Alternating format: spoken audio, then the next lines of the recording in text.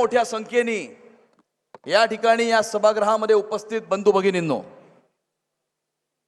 आज या ठिकाणी सन्माननीय मुख्यमंत्री आणि सन्माननीय उपमुख्यमंत्री आणि आठवले साहेबांच्या हस्ते आपण आपल्या मुंबई महानगरपालिकेच्या प्रचाराचा नारळ या ठिकाणी फोडत असून येणाऱ्या काळामध्ये मुंबईच्या महानगरपालिकेवरती महायुतीचा हिंदुत्वाचा भगवा झेंडा फडकवण्याच्या दृष्टिकोनातून आपण आज या ठिकाणी एकत्रितपणे जमलेलो आहोत।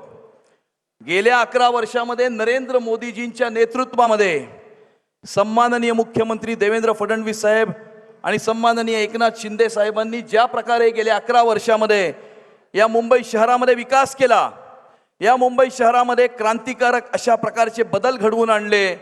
मेट्रो असेल, कोस्टल रोड असेल, अटल सेतू असेल किंवा दक्षिण मुंबईतल्या बीडीडी चाळीमध्ये 160 फुटाच्या घरामध्ये राहणाऱ्या मराठी माणसाला 560 फुटाचं घर निर्माण करून देण्याचं काम असेल, हे असे सर्व क्रांतिकारक अशा प्रकारचे बदल हे फक्त 11 वर्षामध्ये आपल्या नेत्यांच्या माध्यमातून, महायुतीच्या माध्यमातून घडत असताना एका बाजूला गेल्या 11 वर्षामध्ये झालेला मुंबईचा कायापालट आणि 1997 ते 2022 या 25 वर्षामध्ये या मुंबई शहरामध्ये महानगरपालिकेमध्ये झालेला या देशातला सगळ्यात मोठा भ्रष्टाचार म्हणजे 3 लाख कोटीचा मुंबईच्या महानगरपालिकेतला भ्रष्टाचार। मुंबईची निवडणूक आली की यांना मराठी भाषा आठवते, यांना मराठी माणूस आठवतो आणि निवडणूक एकदा संपली की मग हे मराठी माणसाला, मुंबईकरांना आणि मुंबई शहराला विसरतात आणि मग त्या ठिकाणी स्टँडिंग कमिटीच्या हिशोबामध्ये हे लागतात। आणि म्हणून गेल्या 25 वर्षामध्ये दाखवायला एकही काम नाही।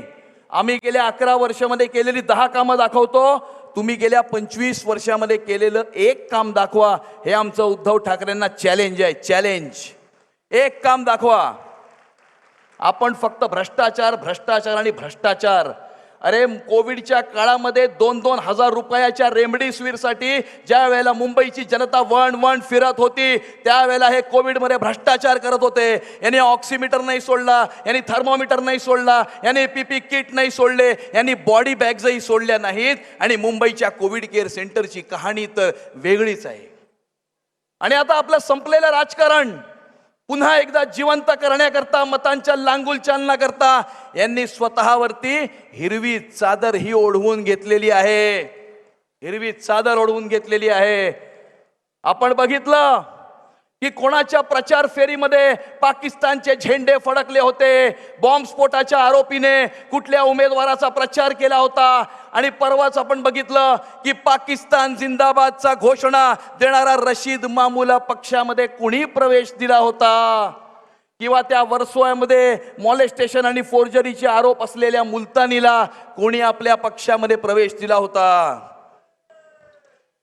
कालच या ठिकाणी न्यूयॉर्कचा मेयर आहे झोराम ममदानी, या ममदानीने त्या उमर खालिदला या ठिकाणी त्याची चिंता व्यक्त केली।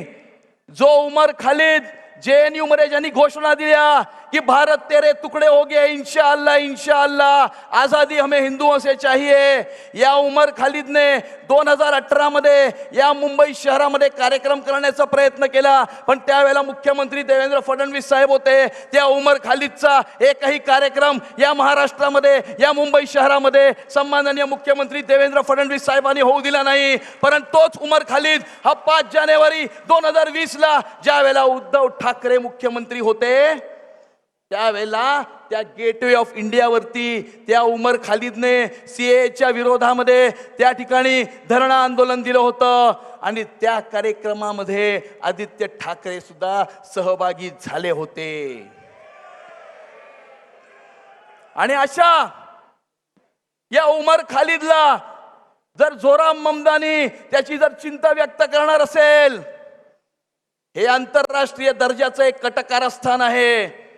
जगातली काही आंतरराष्ट्रीय शहरं ही जिहादी, आतंकवादी, इस्लामिक फंडामेंटलिस्ट एलिमेंट्सनी स्वतःच्या ताब्यामध्ये ठेवण्यासाठी एक कटकारस्थान रचलेलं आहे। आणि म्हणून आपण पाहतो की जगातल्या काही आंतरराष्ट्रीय शहराचा रंग कसा बदललेला आहे आणि तशाच प्रकारचं कटकारस्थान हे मुंबई शहरामध्ये सुद्धा होत आहे। आणि या आंतरराष्ट्रीय दर्जाच्या कटकारस्थानामध्ये उद्धव ठाकरे हे त्याचे भागीदार आहेत. उद्धव ठाकरे त्याचे भागीदार आहेत. उमर खालिद बरोबर स्टेज ज्यांनी शेअर केला होता, उमर खालिद बरोबर जे कार्यक्रमामध्ये त्या ठिकाणी सहभागी झाले होते, या उमर खालिदचा कळवळा यांना आलेला आहे. पण आज या मंचाच्या माध्यमातून यांना आपण सर्वांनी मिळून इशारा देऊया की येणाऱ्या काळामध्ये मुंबई शहराचं ममदानीकरण आम्ही होऊ देणार नाही. मुंबईचा रंग आम्ही बदलू देणार नाही. आम्ही मुंबईची न्यूयॉर्क होऊ देणार नाही. आणि म्हणून या ठिकाणी उपस्थित तमाम कार्यकर्त्यांना मी इतकंच विनंती करू इच्छितो की तू ही सागर तू ही किनारा, तू ही सागर तू ही किनारा, ढूंढता है तू किसका सहारा, कर्म कर फल की चिंता न कर तू, ये परीक्षा न होगी दोबारा, ये परीक्षा न होगी दोबारा, ये परीक्षा न होगी दोबारा. खूप खूप धन्यवाद. जय हिंद, जय महाराष्ट्र, भारत माता की जय.